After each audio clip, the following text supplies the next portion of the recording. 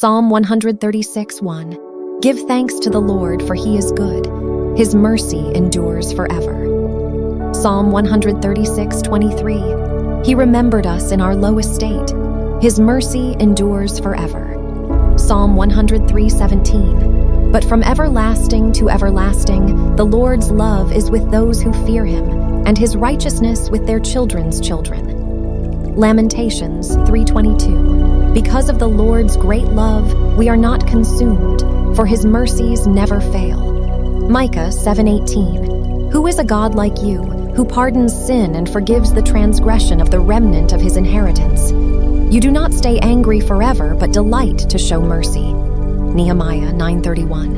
But in your great mercy, you did not put an end to them or abandon them, for you are a gracious and merciful God. Psalm 105. For the Lord is good, and his love endures forever. His faithfulness continues through all generations.